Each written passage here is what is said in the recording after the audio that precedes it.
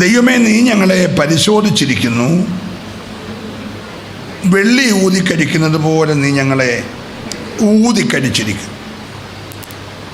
നീ ഞങ്ങളെ വലയിലകപ്പെടുത്തി ഞങ്ങളുടെ മുതുകത്തൊരു വലിയ ഭാരം വെച്ചിരിക്കും.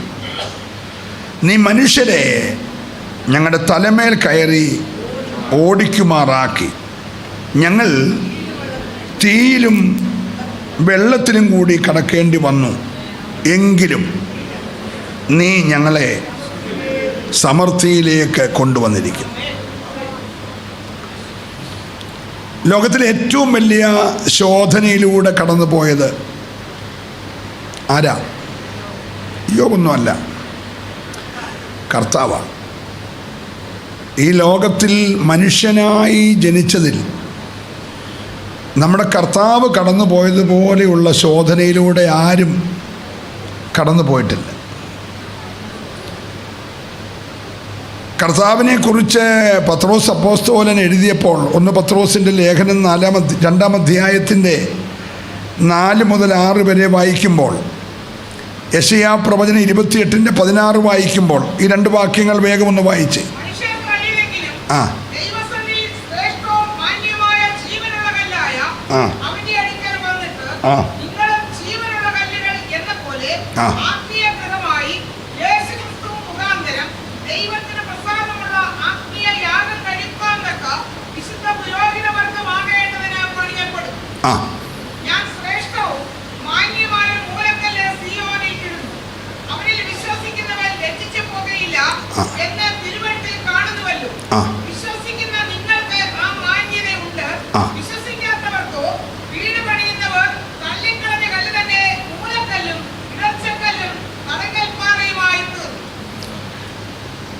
യേശുക്രിസ്തു എന്ന ശോധന ചെയ്ത കല്ല്. നമ്മൾ ആ യെശയ്യാവിടെ നിന്ന് വായിച്ച 28-16.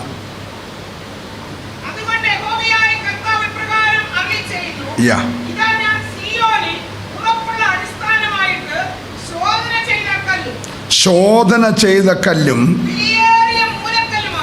വിലയേറിയ മൂലക്കല്ലുമായി ഒരടിസ്ഥാന കല്ല്, വെള്ളി, പൊന്ന്, ചെമ്പ്, ഇരുമ്പ്, അലുമിനിയം, ഈയം ഇങ്ങനെയുള്ള വസ്തുക്കൾ ഡയറക്റ്റ് ഭൂമിയിൽ നിന്നെടുക്കുകയല്ല.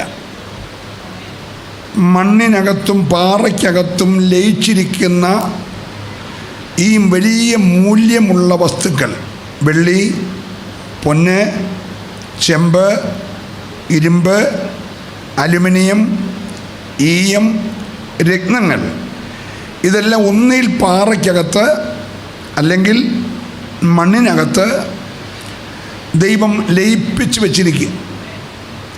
അത് പൊന്നായി കിട്ടണമെങ്കിൽ, വെള്ളിയായി കിട്ടണമെങ്കിൽ, ഇരുമ്പായി കിട്ടണമെങ്കിൽ ഒത്തിരി പ്രോസസ്സിങ്ങുകൾ നടന്നെങ്കിൽ മാത്രമേ അത് ഈ വിലയുള്ള ലോകങ്ങളായിട്ട് കിട്ടാനായിട്ട് കഴിയത്തു. അതെല്ലാം അഗ്നിശോധനയിലൂടെയാണ് കടന്നു പോകുന്നത്. ഈ പറയപ്പെട്ട മൂല്യമുള്ള വസ്തുക്കൾ കിട്ടണമെങ്കിൽ അതിനെ അടക്കം ചെയ്തിരിക്കുന്ന കല്ലാകട്ടെ മണ്ണാകട്ടെ അത് വളരെയധികം ചൂടുള്ള അഗ്നിയിലൂടെ കടന്നു പോയെങ്കിൽ മാത്രമേ ഈ പറയപ്പെടുന്നതായ മൂല്യമുള്ള ലോകങ്ങൾ മനുഷ്യന് ലഭിക്കത്തുള്ളൂ. Praise the lord. സഭയാകുന്ന സൗധത്തെ, സഭയാകുന്ന മണവാട്ടിയെ യേശുക്രിസ്തുവാകുന്ന തലയോട് ചേർക്കേണ്ടതിന് യേശുക്രിസ്തുവെന്ന മൂലക്കല്ല്, യേശുക്രിസ്തുവെന്ന അടിസ്ഥാനം സഭയ്ക്ക് വേണ്ടി ഇടേണ്ടതിന് യേശുക്രിസ്തു ആകുന്ന ജീവനുള്ള കല്ലായ, പ്രൈസ് ദി ലോർഡ്, സ്വർഗത്തിൻ്റെ മണിമകുടമെന്ന് വിളിച്ചിരുന്ന, തേജസ്സിൻ്റെ പ്രഭയെന്ന് വിളിച്ചിരുന്ന, താൻ മാത്രം അമർത്യതയില്ലാത്തവനായിരുന്ന യേശുവിനെ കഠിനമായ ശോധനയിലൂടെ കടത്തിവിടുന്നത് ആത്മാവിൽ കണ്ട യെശയ്യാവ് യേശുക്രിസ്തു ജനിക്കുന്നതിന് 6.5 നൂറ്റാണ്ടുകൾക്ക് പുറകിൽ തൻ്റെ പ്രാർത്ഥനാമുറിയിൽ പ്രവചിക്കുമ്പോൾ പറയുകയാണ്, ആ കല്ല് ശോധന ചെയ്ത കല്ലാണ്. Price the Lord. നമുക്ക് പ്രാർത്ഥനയോടെ അല്പനിമിഷം ദൈവസന്നിധിയിലായിരിക്കാം. യേശുക്രിസ്തുവെന്ന ശോധന ചെയ്ത കല്ല്. ഇയ്യോബ് 28:1-2 വാക്യത്തിൽ ഈ ലോകങ്ങളെക്കുറിച്ച് ഇയ്യോബ് പറയുന്നുണ്ട്. വെള്ളിക്കൊരു ഉത്ഭവസ്ഥാനവും പൊന്നെ ഊതിക്കഴിപ്പാനൊരു സ്ഥലവുമുണ്ട്. ഇരുമ്പ് മണ്ണിൽ നിന്നെടുക്കുന്നു, കല്ല് ഉരുക്കി ചെമ്പെടുക്കുന്നു. മനുഷ്യൻ അന്ധകാരത്തിനൊരു അതിർ വെക്കുന്നു. കൂരിരുളിലെയും അന്ധതമസിലെയും കല്ലിനെ അങ്ങേ അറ്റം വരെ ശോധന ചെയ്യുന്നു. നമുക്കറിയത്തില്ലാത്ത ഒരുപാട് കാര്യങ്ങൾ അറിയണമെങ്കിൽ ഇയ്യോബിൻ്റെ പുസ്തകം വായിക്കണം. ഇരുളിൻ്റെ അങ്ങേ അറ്റത്ത്, കല്ലിൻ്റെ അങ്ങേ അറ്റത്ത് ഈ പറഞ്ഞ വസ്തുക്കളുണ്ടെന്ന് മനുഷ്യൻ കണ്ടുപിടിക്കാനുള്ള കാരണം ഇയ്യോബിന് ദൈവം കൊടുത്ത വെളിപ്പാടാണ്. ഇയ്യോബിൻ്റെ ഈ വാക്യങ്ങൾ വെച്ചുകൊണ്ടാണ് കല്ലുരുക്കിയാൽ ചെമ്പ് കിട്ടുമെന്നും മണ്ണിനകത്ത് ഇരുമ്പുണ്ടെന്നും ഒക്കെയുള്ള കാര്യങ്ങൾ കണ്ടുപിടിച്ചത്. എവിടെയാണ് സ്വർണം ഇരിക്കുന്നത്, എവിടെയാണ് ഓയിലിരിക്കുന്നത് എന്നെല്ലാം മനുഷ്യൻ കണ്ടുപിടിച്ചതിൻ്റെ പ്രധാന പുസ്തകം ഇയ്യോബിൻ്റെ പുസ്തകമാണ്. അതുകൊണ്ട് നമ്മൾ ഈ കഷ്ടതയുടെ കാര്യം അറിയാൻ വേണ്ടി മാത്രമല്ലാതെ ഇയ്യോബിൻ്റെ പുസ്തകം വായിക്കണം. നമ്മൾ വായിക്കുന്ന പിള്ളേർ ചത്ത കാര്യവും പുള്ളിക്ക് ചൊറി വന്ന കാര്യവും 7,000 ആട് പോയിട്ട് 14,000 വന്ന കാര്യമൊക്കെ അറിയാൻ വേണ്ടിയാണ്. പക്ഷേ നമ്മുടെ ബുദ്ധിക്കെത്താത്ത വലിയ വൻകാര്യങ്ങൾ ആത്മാവിൽ വെളിപ്പാടിൽ എഴുതിയത് ഇയ്യോബാണ്. ഇയ്യോബ് എപ്പോഴാണ് ഇതൊക്കെ എഴുതിയത്? ജീവിതത്തിൻ്റെ ഒരു മനുഷ്യന് താങ്ങാൻ കഴിയാത്ത കഠിനമായ ശോധനയിലൂടെ പോയപ്പോൾ ഉലകത്തിലൊരു ജ്ഞാനിക്ക് വെളിപ്പെടാത്തത് മുഴുവൻ ആ ഭക്തന് ദൈവം വെളിപ്പെടുത്തി കൊടുത്തെങ്കിൽ, ഇന്ന് പകൽ ഞാൻ ഓർപ്പിക്കുന്നത്, മറ്റാർക്കുമില്ലാത്ത കഠിനമായ ശോധനകളിലൂടെ ഒരു ദൈവ പൈതൽ കടന്നു പോകുന്നെങ്കിൽ നീ ഓർത്തോണം, ഇതുവരെ ആർക്കും വെളിപ്പെടുത്താത്ത ചില മാർമികമായ രഹസ്യങ്ങൾ, ദൈവത്തിൻ്റെ കലവറയിൽ മറച്ചു വച്ചിരിക്കുന്ന ചില ദൈവിക മർമ്മങ്ങൾ നിനക്ക് വെളിപ്പെടുത്തി തരേണ്ടതിനായിട്ടാണ് മറ്റാർക്കുമില്ലാത്ത ശോധനയിലൂടെ ദൈവം നിന്നെ കടത്തിവിടുന്നത്. നാട്ടുകാരെല്ലാം കൂടെ കല്ലെറിഞ്ഞൊരു മനുഷ്യനെ കൊന്നു. കൊന്ന മനുഷ്യൻ വളരെ കിശകാത്രനായ ഒരു മനുഷ്യനാണ്. പ്രായം കൊണ്ടും നിരന്തരമായ യാത്ര കൊണ്ടും തുടർമാനമുള്ള പട്ടിണി കൊണ്ടും കൂടെയുള്ള ഉപദ്രവം കൊണ്ടും വളരെ തകർന്നു കിടക്കുന്ന ആ മനുഷ്യനെ ചത്തുപോയെന്ന് വിചാരിച്ച് എറിഞ്ഞു കൊന്നവരെല്ലാം കൂടെ ഒരു ചവിട്ടുകോട്ടയിൽ വലിച്ചെറിഞ്ഞു. അവനെ കിടക്കുമ്പോൾ അവൻ പറയുകയാണ്, ഞാൻ ഒരു മനുഷ്യനെ ക്രിസ്തുവിൽ അറിയുന്നുണ്ട്, അവൻ ഈ മൺശരീരത്തോടു കൂടിയാണോ അല്ലാതെയാണോ എന്ന് ഞാൻ അറിയുന്നില്ല. അവൻ ഈ ഭൂമിയിൽ നിന്ന് പോയി.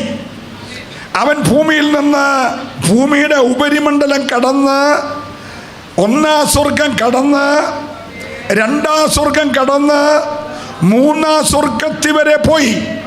ഈ ഭൂമിയിൽ ഒരു മനുഷ്യൻ ഉച്ചരിച്ചുകൂടാൻ കഴിയാത്ത ഭാഷകൾ ഞാൻ അവിടെ കേട്ടു. സഭ എന്ന മർമ്മം എനിക്കവിടെ വെച്ച് വെളിപ്പെട്ടു. അപ്പൊ സഭയുടെ മർമ്മം വെളിപ്പെടുത്താൻ ഭക്തനെ കൊണ്ടുപോയത് മരണകരമായ ശോധനയിലൂടെയാണെങ്കിൽ മനസ്സിലാകുന്നവർ മൗനമായിരിക്കരുത്. നിന്റെ കഷ്ടതയുടെ പുറകിൽ, നിന്റെ ശോധനയുടെ പുറകിൽ, നിന്റെ അകത്ത് നിന്ന് ചിലത് ദൈവത്തിന് പുറത്തു കൊണ്ടുവരുവാനുണ്ട്. വിശ്വസിക്കുന്നവരെ ഇന്ന് പകൽക്കാലം ദൈവത്തെ ആരാധിക്കാവുള്ളൂ. ഹല്ലേലൂയ. മറ്റാർക്കുമില്ലാത്ത കഠിനമായ ശോധനകൾ നിന്നെയോ നിന്റെ കുടുംബത്തെയോ അലട്ടുന്നെങ്കിൽ ദൈവ പൈതലെ തകർക്കാനല്ല, ഒരു സ്വർഗീയ കലവറ നിനക്കായി തുറക്കാനാ.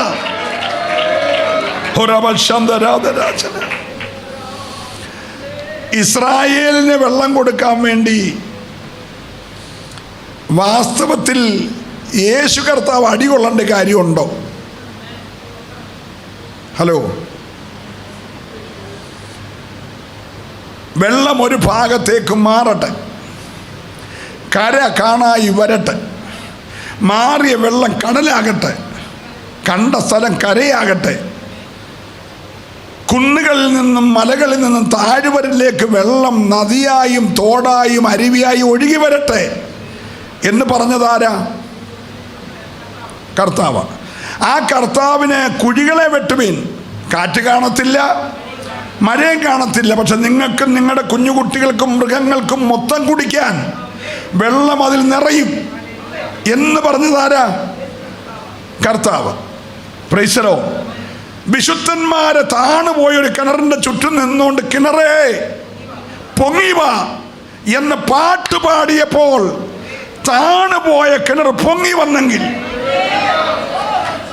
മരണഭീതിയിൽ കരഞ്ഞ ഒരു മനുഷ്യന് വേണ്ടി കണ്ണു തുറന്നപ്പോൾ ലേഹിയിൽ ഒരു ഉറവ തുറന്നു കൊടുത്തെങ്കിൽ, മരണം കാണണ്ടെന്ന് പറഞ്ഞ ഹാഗാറിന്റെ കൊച്ചന് വേണ്ടി മരുഭൂമിയിൽ നീരുറവ തുറന്നു കൊടുത്തെങ്കിൽ, ആ ദൈവത്തിന് ഇസ്രായേലിന് വെള്ളം കൊടുക്കാൻ അടികൊള്ളണോ? എൻ്റെ കൂടെ ഒന്ന് വരണേ. മരുഭൂമിയിൽ ഒരു ഉറവ പുറപ്പെടണമെന്ന് പറഞ്ഞാൽ പോരെ? എല്ലാവരും എൻ്റെ കൂടെ ആണോ?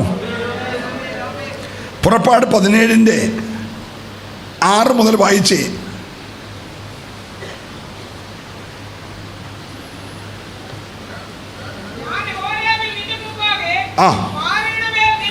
ഞാൻ ഹോരേബിൽ നിന്റെ മുമ്പാകെ പാറയുടെ മേൽ നിൽക്കും.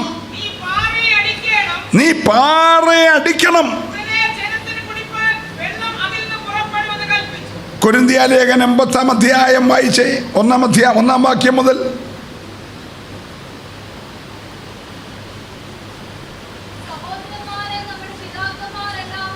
ആ ആ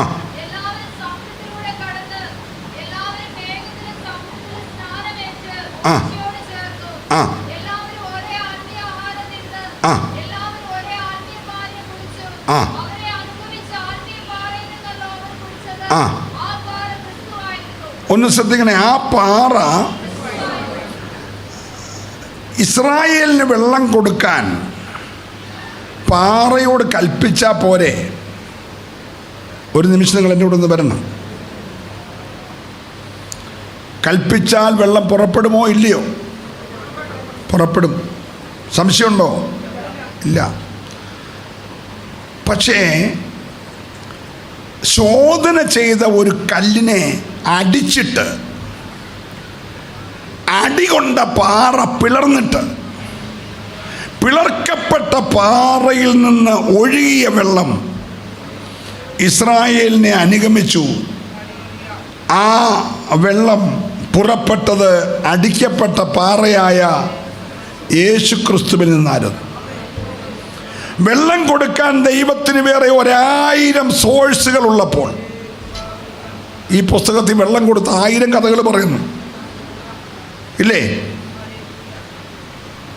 പിന്നെന്തിനാണ് ഒരു ജനത്തിൻ്റെ വിടുതലിന് വേണ്ടി പിതാവിൻ്റെ മടിയിൽ പ്രമോദിച്ചു കൊണ്ടിരിക്കുന്നവൻ അടികൊണ്ടത്? നമുക്കൊരു സ്തോത്രമൊക്കെ പറയാൻ പറ്റുന്ന വിമ്മിഷ്ടം നമുക്കറിയാം.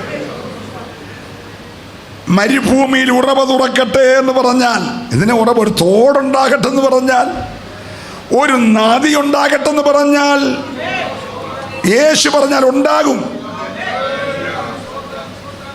കാരണം അവൻ സൃഷ്ടിതാവാണ്, അവൻ സൃഷ്ടികർത്താവാണ്. പക്ഷെങ്കിൽ ജനത്തിൻ്റെ ദാഹം മാറ്റാൻ കൽപ്പിക്കാൻ അധികാരമുണ്ടായിട്ടും അടിക്കപ്പെടാൻ സ്വയം ഏൽപ്പിച്ചു കൊടുക്കുകയാണ്. Price the Lord.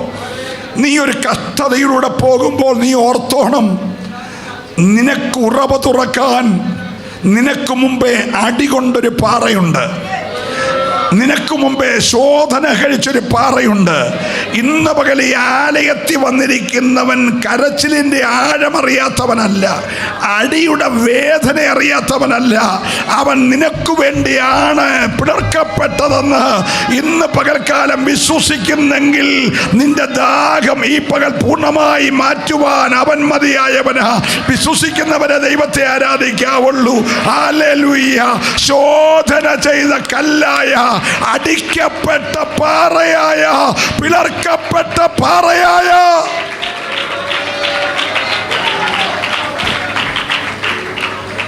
നിങ്ങൾ ഈ പുസ്തകം ശാന്തമായി പരിശോധിച്ചോ.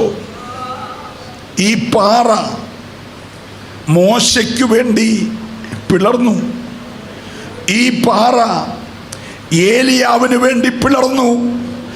ഈ പാറ 600,000 വരുന്ന ഇസ്രായേലിൻ്റെ ദാഹം മാറ്റുവാൻ പിളർന്നു. അങ്ങനെയെങ്കിൽ ഇന്ന് പകൽ ഇവിടെ വന്നിരിക്കുന്നവൻ നിനക്ക് വേണ്ടി പിളർക്കപ്പെട്ട പാറയാ, പിളർക്കപ്പെട്ട പാറയാ. നീ ഒന്ന് പറയുമോ, പിളർന്നതാം പാറയേ, ഈ പകൽ ഞാൻ നിന്നിലൊന്ന് മറയട്ടെ. എൻ്റെ ദാഹം ശമിപ്പിക്കുന്ന, എൻ്റെ ശാപം മാറ്റുന്ന, എൻ്റെ രോഗം നീക്കുന്ന, എൻ്റെ ദാഹം തീർക്കുന്ന പിളർക്കപ്പെട്ട പാറയേ, ഇന്ന് പകൽ ഞാൻ നിന്നിലൊന്ന് മറയട്ടെ. വിശ്വസിക്കുന്നവരെ ആരാധിക്കാവുള്ളൂ. ശോധന ചെയ്ത കല്ലായ, പിളർക്കപ്പെട്ട പാറയായ, ഹല്ലേലൂയ. ചുടര മനഗ രഗതമന വക്ഷസൈഡരേ. ഓ,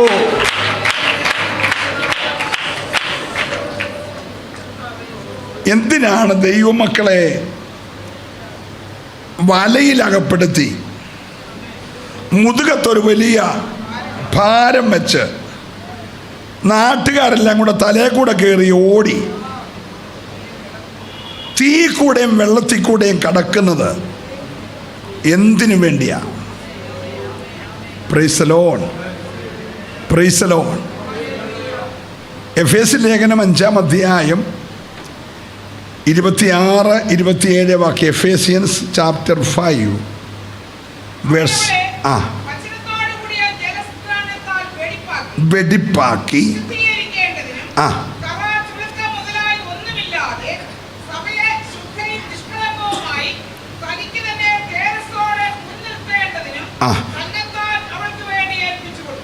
യേശുക്രിസ്തു നമുക്ക് വേണ്ടി ഏൽപ്പിച്ചു തന്നത് സഭയെ തൻ്റെ മുമ്പിൽ തേജസ്സോടെ മുൻനിർത്തണം. കറയും വാട്ടവും മാലിന്യം ഒന്നുമില്ലാത്ത ശുദ്ധയും നിഷ്കളങ്കയുമായൊരു മണവാട്ടിയായിട്ട് സഭയെ നിർത്തേണ്ടതിന് തന്നെത്താൻ അവൾക്ക് വേണ്ടി, സഭയ്ക്ക് വേണ്ടി കർത്താവിനെ ഏൽപ്പിച്ചു കൊടുത്തു. ഓരോ ശോധന വരുമ്പോഴും നമ്മൾ പിശാചിനെ കുറ്റം പറയാതെ, സാഹചര്യങ്ങളെ പഴിക്കാതെ, പ്രതിസന്ധികളെ നോക്കി ശപിക്കാതെ, ഈ ശോധനയുടെ പുറകിൽ എന്നെ ഒരു നിർമ്മല മണവാട്ടിയാക്കാൻ എൻ്റെ കർത്താവിൻ്റെ ഇടപെടലാണെന്ന് വിശ്വസിക്കുന്ന എത്ര പേരിവിടെ വന്നിട്ടുണ്ട്? നമ്മളിതിനെല്ലാം ആരെയാ കുറ്റം പറയുന്നേ? Price the Lord. അവനൊരു പരിധിവരെ ദോഷങ്ങൾ തന്നെ ചെയ്യുന്നെങ്കിലും ചിലതൊക്കെ നമ്മുടെ ശുദ്ധീകരണത്തിനാണ്. Price the Lord. പക്ഷേ ഇതെല്ലാം ചെയ്താലും നിന്നെ ലാസ്റ്റിൽ ദൈവ സമൃദ്ധിയിലേക്ക് കൊണ്ടുവരും. വിശ്വസിക്കാൻ കഴിയുന്നുണ്ടോ? ഏത് ശോധനയുടെയും പുറകിൽ, പ്രൈസ് ദി ലോർഡ്, ഏത് കഷ്ടതയുടെയും പുറകിൽ നിന്നെ സമൃദ്ധിയിലേക്ക് കൊണ്ടുവരുന്ന ഒരു വലിയ ദൈവമുണ്ട്. അപ്പം നമ്മൾ ഈ കഷ്ടതയെ നോക്കിക്കൊണ്ട് നിരാശപ്പെട്ടിരിക്കാതെ, ഞാൻ എവിടെയോ പ്രസംഗിച്ചപ്പോൾ പറഞ്ഞായിരുന്നു, വിശ്വാസ ജീവിതം എന്ന് പറഞ്ഞാൽ ഒരു കപ്പൽ യാത്ര പോലെ. നല്ല കാറ്റും നല്ല തിരയുമൊക്കെ ആണെങ്കിൽ ചിലപ്പോൾ കപ്പൽ ഒരു 3 നില പൊക്കത്തിലൊക്കെ അങ്ങ് പൊങ്ങിപ്പോവും. തിര പൊങ്ങുന്നതനുസരിച്ച് ഇങ്ങനെ അങ്ങ് പൊങ്ങും. കാറ്റ് തിര താഴുമ്പോൾ പൊങ്ങിയിടത്തോളം കപ്പൽ എന്ത് ചെയ്യും? താഴും. സ്തോത്രം. പൊങ്ങുമ്പോൾ നീ ഒത്തിരി ഞെളിയുകയും ചെയ്യല്ലേ, താഴുമ്പോൾ നീ ഒത്തിരി നിരാശപ്പെടുകയും ചെയ്യല്ല. ഇതെല്ലാം യാത്രയ്ക്കകത്തുള്ളതാ. പൊങ്ങിയത് നിന്റെ മിടുക്കല്ല, കാറ്റടിച്ചുകൊണ്ടാണ്. പൊങ്ങിയത് നിന്റെ മിടുക്കല്ല, തിര വന്നതുകൊണ്ടാണ്. താണത് നിന്റെ കുഴപ്പമല്ല, കാറ്റ് മാറിയത് കൊണ്ടാണ്. അപ്പം വിശ്വാസ ജീവിതത്തിൻ്റെ അനുകൂല കാറ്റ് പൊങ്ങിയെന്ന് വരാം, പ്രതികൂല കാറ്റ് താണെന്ന് വരാം. താഴുമ്പോൾ നിരാശപ്പെട്ട് തലയും കുനിച്ച് ആരോടും ദേഷ്യപ്പെട്ട് പിറുപിറുത്തോണ്ട് പോകരുത്. ഉയരുമ്പോൾ നീ ഒട്ടും നിഗളിക്കുകയും ചെയ്യല്ലേ. ഇതെല്ലാം വിശ്വാസ ജീവിത യാത്രയുടെ ഭാഗമാണെന്ന് ഓർത്ത് നീ ദൈവത്തിന് നല്ല മഹത്വം കൊടുക്കണം. ഹല്ലേലൂയ. വെള്ളം ഒരു ദിവസമൊക്കെ ഇല്ലെന്ന് വന്നേക്കാം. വെള്ളം ഇല്ലെന്ന് വന്നപ്പോഴത്തേനും ജനമെല്ലാം കൂടെ ആരുടെ നേരെ പിറുപിറുത്തു? അതിനൊരു പേരുണ്ടായി, മസാ എന്നും മെരീബ എന്നും. മസാ എന്ന് പറഞ്ഞാൽ പരീക്ഷ, മെരീബ എന്ന് പറഞ്ഞാൽ കലകം. വെള്ളമില്ലാതെ വന്ന സാഹചര്യത്തിൽ ഇവരൊരു വലിയ കലകമുണ്ടായി. കലക്കത്തിൻ്റെ പുറകിൽ തമ്പുരാന് മനസ്സിലായി, ഞാൻ അടി കൊണ്ടാലേ ഈ പ്രശ്നം പരിഹരിക്കൂ. ഹലോ, ജനത്തിൻ്റെ ഇടയിലുണ്ടായ കലകം ശമിപ്പിപ്പാൻ ഉയരത്തിലിരുന്നവൻ പിളർക്കപ്പെടേണ്ടി, അടികൊള്ളേണ്ടി വന്നെങ്കിൽ ഈ മോശയ്ക്ക് ഭയങ്കര ദേഷ്യം വന്നിട്ട് പുള്ളി അടിക്കുന്നത് യേശുവാണെന്നറിയാതെ കൈ കിട്ടിയ വടി കൊണ്ട് ദേഷ്യം തീരുവോളം ചെയ്ത് കളഞ്ഞു, അടിച്ചു കളഞ്ഞു. Praise the lord. നിന്റെ ദേഷ്യവും പകയും ഒന്നും തീർക്കേണ്ടത് യേശുവിനോടല്ല. Praise the lord. ഇന്ന് പകൽക്കാലം നിന്റെ ജീവിതത്തിൽ അറിയേണ്ട ഒരു കാര്യമുണ്ട്. നിന്നെ തേജസ്സോടെ മുൻനിർത്തേണ്ടതിന് തന്നെത്താൻ അവൻ നിനക്ക് വേണ്ടി ഏൽപ്പിച്ചു കൊടുക്കുകയായിരുന്നു. എന്തിനാണെന്നറിയാമോ? നമ്മൾ വെളിപ്പാട് പുസ്തകം 21-ാം അധ്യായം വായിക്കുമ്പോൾ ആ മണവാട്ടിയെ കുറിച്ച് പറഞ്ഞൊരു പദമുണ്ട്. അതിങ്ങനെയാണ്, പഴയ ആകാശവും പഴയ ഭൂമിയും നീങ്ങിപ്പോയെന്ന് വായിച്ച് 21-ല്ലോ. ഞാൻ പുതിയ ആകാശവും പുതിയ ഭൂമിയും കണ്ടു. ഒന്നാമത്തെ ആകാശവും ഒന്നാമത്തെ ഭൂമിയും ഒഴിഞ്ഞുപോയി, സമുദ്രവും ഇനിയില്ല. പുതിയ യെരൂശലേം എന്ന വിശുദ്ധ നഗരം ഭർത്താവിനായി അലങ്കരിച്ചിട്ടുള്ള, ഓ ഹല്ലേലൂയ പറഞ്ഞേ, സഭയോട് പറയട്ടെ, ഈ കാണുന്നതെല്ലാം നീങ്ങിപ്പോ. സ്വതന്ത്രം പറഞ്ഞേ, നമ്മൾ ഈ കാണുന്ന സഭാഹോളുകളും നമ്മൾ ചവിട്ടി നിൽക്കുന്ന ഈ ഭൂമിയും നമ്മുടെ മുകളിൽ വിരിഞ്ഞു നിൽക്കുന്ന ആകാശവും എല്ലാം മാറിപ്പോവും. സമുദ്രം ഇനിയില്ല, ആകാശം മാറും, ഭൂമി നീങ്ങും. ഇതെല്ലാം മാറിപ്പോകാനുള്ളതാ. ഇതെല്ലാം ഇളകുന്ന രാജ്യമാ. എന്നാൽ മണവാളന് വേണ്ടി, ആ പദം മറക്കരുത്, മണവാളന് വേണ്ടി പുതിയ യെരൂശലേം എന്ന വിശുദ്ധ നഗരം ഭർത്താവിനായി അലങ്കരിക്കപ്പെട്ട. നീ ശോധനയിൽ പോകുന്നെങ്കിൽ ഓർത്തോ, നിന്നിലൊരു അലങ്കാരം നടന്നുകൊണ്ടിരിക്കുക. നീ അറിയാത്ത ചില കൊത്തുപണികൾ ദൈവം നിന്നിൽ ചെയ്തുകൊണ്ടിരിക്കുകയാ. അലങ്കരിക്കുന്നൊരാഭരണമാക്കി അവൻ്റെ മേൽ നിന്നെ അണിയിക്കേണ്ടതിന് ചില കൊത്തുപണികൾ ദൈവം ചെയ്യുന്നതാണെന്ന് ഓർത്ത് നീ ദൈവത്തിന് മഹത്വം കൊടുക്കണം. നല്ല ഹല്ലേലൂയ പറയണേ. അങ്ങനെയാണ് കഷ്ടത തന്നതിനായി സ്തോത്രം പറയാമോ? അത് പറയാൻ സാധുവിനെ പോലെയുള്ളവർക്കേ ഒക്കത്തുള്ളൂ. കഷ്ടതകൾ ദൈവമേയൻ അവകാശം തന്നെയല്ലോ. കഷ്ടതകൾ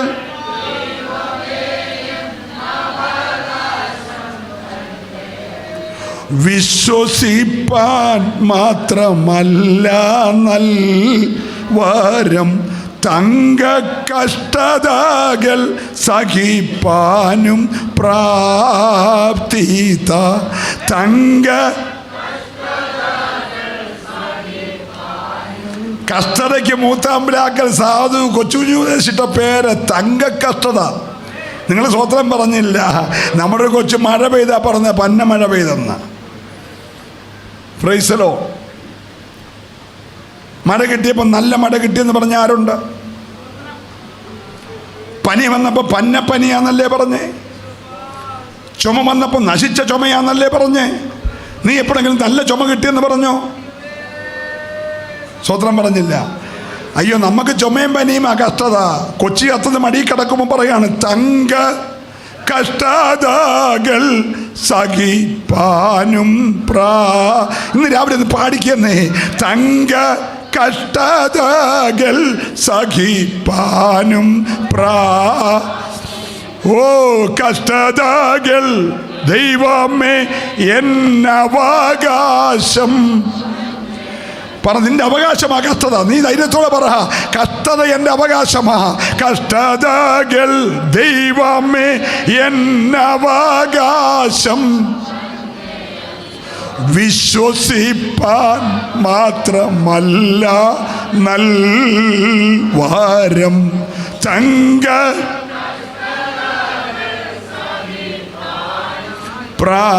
പ്രാപ്തിത. തങ്ക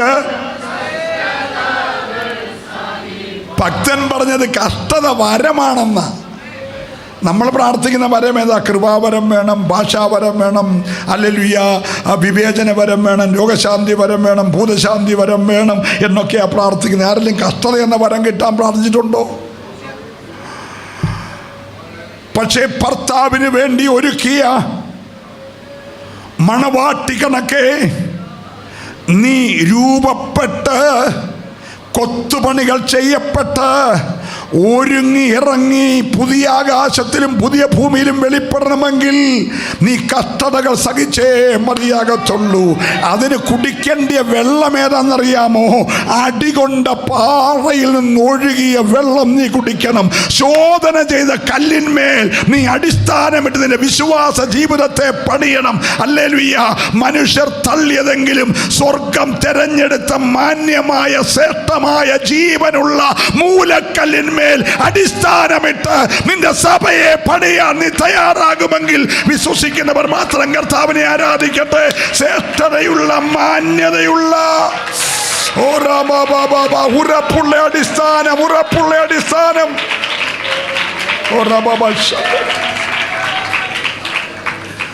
ഈ പാറയൊന്ന് വിശ്വസിക്കണം. റോമാലേഖനം നമ്മൾ വായിക്കുമ്പോൾ 9:33 ഇടർച്ചക്കല്ലും തണക്കൽ പാറയുമായി കല്ലിനെ കുറിച്ച് വിശ്വസിക്കുന്നവൻ രചിച്ചൊന്ന് വായിച്ചേ.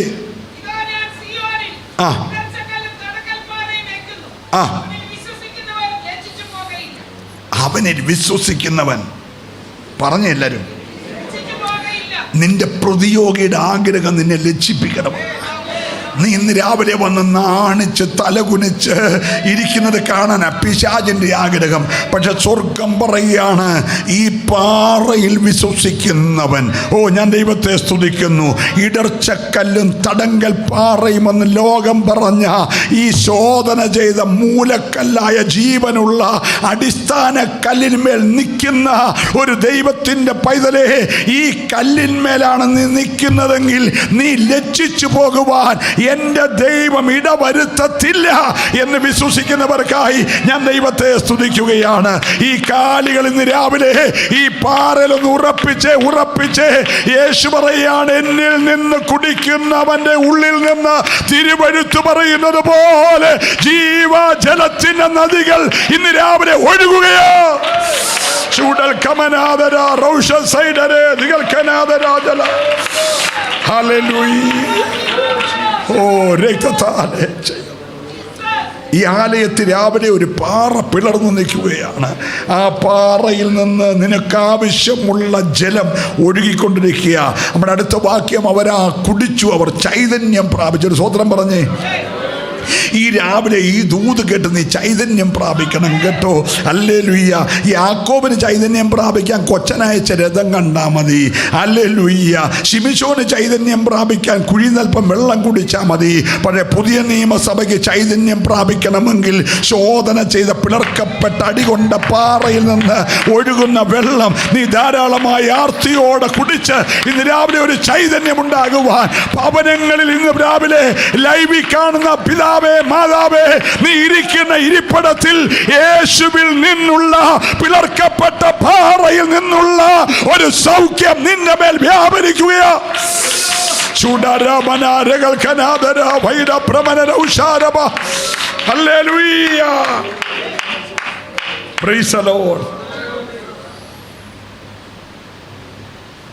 തീയിൽ കൂടെയും വെള്ളത്തിൽ കൂടെയും കടക്കേണ്ടി വന്നു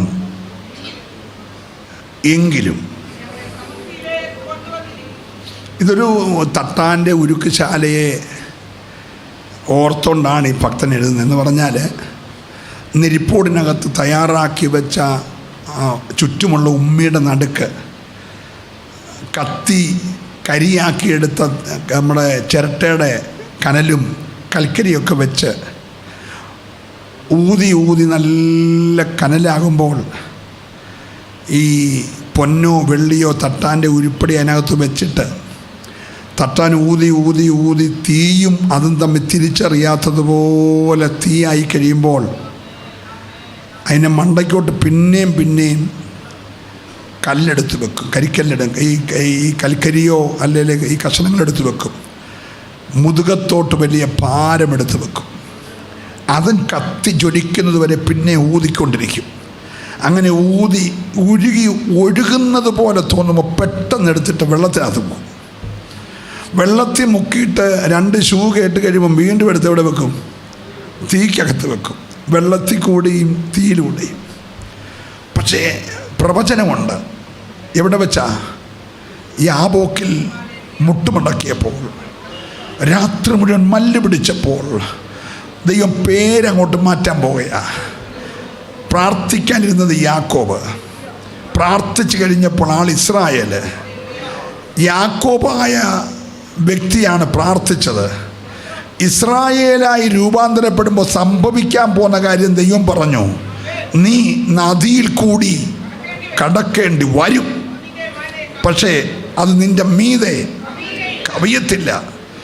നീ വെള്ളത്തിൽ കൂടി കടക്കേണ്ടി വരും, അത് നിന്നെ മുക്കത്തില്ല. നീ തീയിൽ കൂടി കടന്നാലും നീ വെന്തുപോകത്തില്ല. അഗ്നിജ്വാല നിന്നെ. ഇത് പറയുമ്പോൾ വെറും യാക്കോബിനോട് ദൂത് പറഞ്ഞവനെ ഇസ്രായേലാക്കി. അവൻ തീ കൂടെ പോയില്ല, അവൻ വെള്ളത്തിൽ കൂടെ പോയില്ല, അവൻ നദിയിൽ കൂടെ പോയില്ല, അവൻ നിത്യതയിൽ പോയി. സ്വതന്ത്രം പറഞ്ഞേ. പക്ഷെ ഇസ്രായേൽ ചെങ്കടൽ എന്ന വെള്ളത്തിൽ കൂടി കടക്കേണ്ടി വന്നു. വെള്ളത്തിന് മുമ്പിൽ ചെന്നപ്പോൾ വെള്ളം അവൻ്റെ മുമ്പിൽ വഴിമാറി. PC ചെറിയാൻ പ്രസംഗിച്ചാൽ പറയും മോശ വടി നീട്ടി. അടുത്ത സ്ഥലത്ത് പ്രസംഗിച്ചാൽ പറയും ദൈവം കാറ്റടിപ്പിച്ചു. Price the Lord. അടുത്ത സ്ഥലത്ത് ഞാൻ പ്രസംഗിച്ചാൽ പറയും മോശയുടെ ബലഹീന കരത്തിന്മേൽ ദൈവത്തിൻ്റെ മഹത്വമുള്ള കരം വന്നു. ഇതെല്ലാം ശരിയാണെങ്കിലും വെള്ളം മാറി എന്നറിയാമോ? യാക്കോബിൻ്റെ പേര് മാറിയ ഇസ്രായേലായി ഇപ്പം ചെങ്കടലിലേക്ക് ഇരുത്തിരിക്കുന്നത്. ഇസ്രായേലിനോട് യാബോക്ക് വെച്ച് ദൈവം പറഞ്ഞൊരു ദൂതുണ്ട്. പാപികാലം സംബന്ധിച്ച നീ വെള്ളത്തിൽ കൂടി കടക്കേണ്ടി വരും, അന്ന് ആ വെള്ളം നിന്നെ മുക്കത്തില്ല. ഇസ്രായേൽ മക്കൾ പെട്ടകം ചുമന്നുകൊണ്ട് യോർദാന്റെ കരയ്ക്ക് നിൽക്കുക. PC ചെറിയാൻ പ്രസംഗിച്ചാൽ പറയും പെട്ടകം ചുമക്കുന്ന പുരോഹിതന്മാരുടെ ഉള്ളങ്കാൽ വെള്ളത്തിൽ ചവിട്ടിയപ്പോൾ യോർദാന്റെ മേലേക്ക് നിന്ന്. അതാ ശരി. സത്യമതല്ല. സത്യമേതാന്ന് കേൾക്കണ്ടേ? യാക്കോബ് യാബോക്ക് നിൽക്കുമ്പോൾ യഹോവയായ ദൈവം പറഞ്ഞു, മോനെ ഇസ്രായേൽ നദിയിൽ കൂടി കടക്കേണ്ടി വരും, പക്ഷെ ആ നദി അവന്റെ മീതെ കവിയത്തില്ല. ഓ, ഞാൻ ദൈവത്തെ സ്തുതിക്കുന്നു. യഹൂദ ബാലന്മാര് തീക്കകത്ത് വീണപ്പോൾ PC ചെറിയാൻ പ്രസംഗിക്കും. അവരുടെ വിശ്വാസം കൊണ്ട് 7 മടങ്ങുള്ള ചൂടിൽ അവൻ ഇറങ്ങിയപ്പോൾ 4 ഇറങ്ങി. അതാ ശരി. പക്ഷേ സത്യം ഏതെന്ന് കേൾക്കണ്ടേ? ഈ യഹൂദ ബാലന്മാര് ജനിക്കുന്നതിന് മുമ്പേ അപ്പൻ മുട്ടുമടക്കിയ പ്രാർത്ഥനാ സ്ഥലത്ത് ദൈവം പറഞ്ഞു, തീയിൽ കൂടി നിന്റെ സന്തതി കടക്കേണ്ടി വരും, പക്ഷെ ആ തീ നിന്റെ തലമുറയെ ദഹിപ്പിക്കത്തില്ല. ഇന്ന് രാവിലെ വിശ്വസിക്കുന്നവർ കരമടിച്ച് ദൈവത്തെ ആരാധിക്കട്ടെ. വെല്ലുവിളികളുടെ നടുവിൽ മുട്ടുമടക്കിയ ഒരപ്പനും അമ്മയും ഉണ്ടെങ്കിൽ, ഓ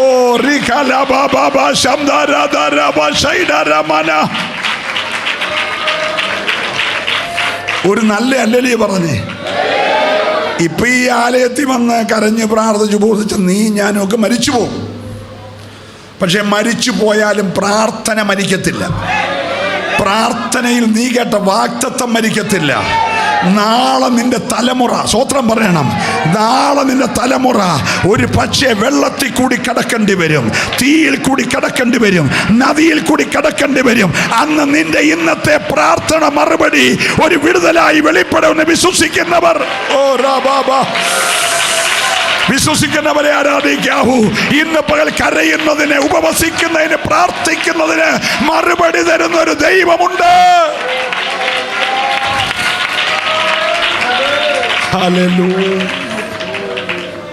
ഹലോ, വിശ്വസിച്ചൊരു സ്വത്രം പറഞ്ഞേ. ഇപ്പൊ പ്രാർത്ഥിച്ചവരോട് പറയാണ് കടക്കേണ്ടി വരും, തീയിൽ കൂടി കടക്കേണ്ടി വരും, നദിയിൽ കൂടി കടക്കേണ്ടി വരും, വെള്ളത്തിൽ കൂടി കടക്കേണ്ടി വരും. ഭാവികാലം സംബന്ധിച്ച ദൂത. പക്ഷേ പ്രാർത്ഥിച്ച യാക്കോബ് മരിച്ചു.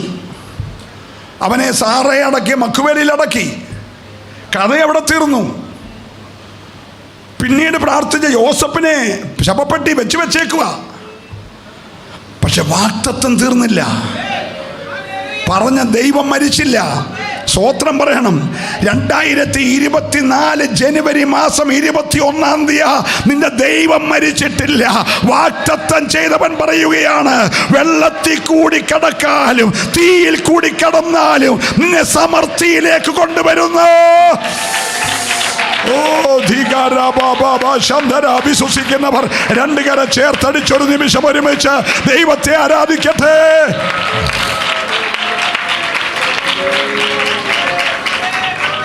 കണ്ണുനീർ താഴ്വരയതു വഴിയായവർ യാനം ചെയ്യുമ്പോൾ ആയതു മാറും. ഓ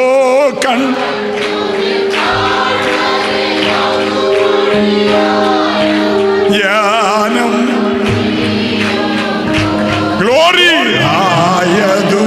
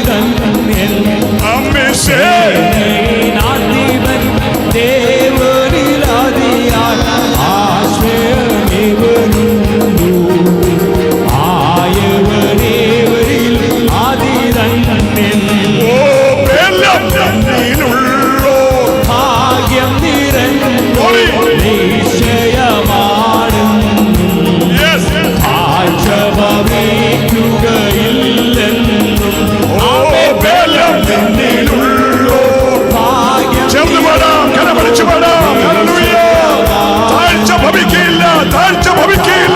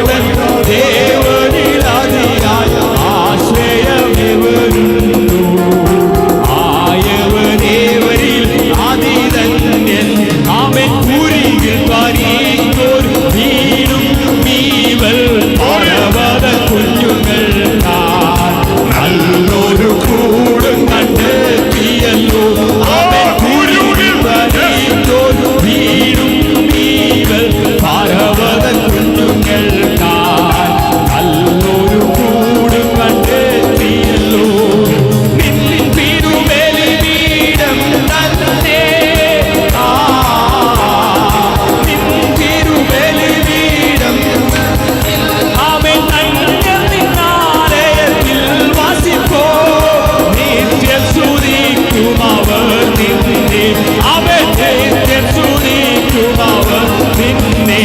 ഓ സേനയിനധിപൻ ദേവനിലധിയാൻ ആശ്രയമെവരുന്നു. ആയവരേവരിൽ അതിധന്യൻ അവൻ. സേനയിനധിപൻ ദേവനിലധിയാൻ ആശ്രയമെവരുന്നു. ആയവരേവരിൽ അതിധന്യൻ.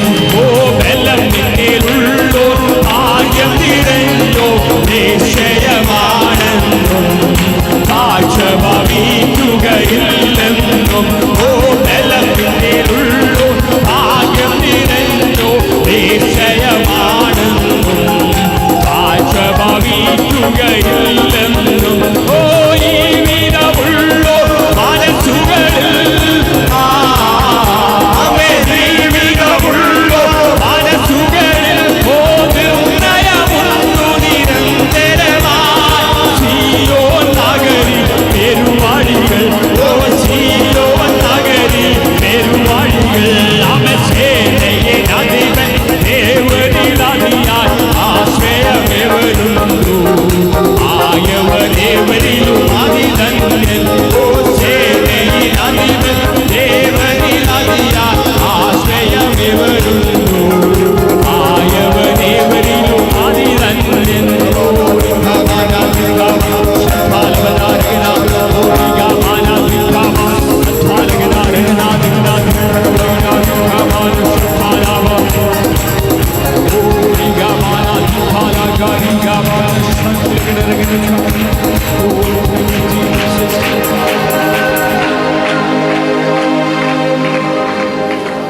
നിർമ്മലീകരിക്കുന്ന, ശോധനകളിലൂടെ ശുദ്ധീകരിക്കുന്ന, ജീവിതത്തിൻ്റെ അഴുക്കുകളെ മാറ്റി തട്ടാന് ശുദ്ധി ചെയ്തൊരു നല്ല ഉരുപ്പടി കിട്ടേണ്ടതിന് തീയിലൂടെയും വെള്ളത്തിലൂടെയും കടത്തിവിടുന്നത് പോലെ, മുതുകത്തെ ഭാരം കയറ്റി വെക്കുന്നത് പോലെ, തലയിലൂടെ ആളുകൾ കയറി ഓടുന്നത് പോലെയുള്ള പ്രതികൂലങ്ങൾ, അനുഭവങ്ങൾ, സാഹചര്യങ്ങൾ ദൈവപൈതലേ കടന്നു വരുന്നത് നിന്നെ നശിപ്പിക്കാനല്ല, എൻ്റെ ദൈവം നിന്നെ പണിതെടുക്കുകയാണ്. ഈ പകൽ നമുക്കൊന്ന് ഏൽപ്പിച്ചു കൊടുക്കാം. നല്ല കർത്താവേ, നൽകിയ വചനങ്ങൾക്കായി സ്തോത്രം. ഇവിടെയും ദൂരത്തും തുടർന്നും കേൾക്കുന്നവരുടെ മേൽ വിടുതലായി, സൗഖ്യമായി, ജയമായി ഈ വചനം വെളിപ്പെടട്ടെ. അനുഗ്രഹിച്ച് പ്രാർത്ഥിക്കുന്നു യേശുവിൻ നാമത്തിൽ തന്നെ. ആമീൻ.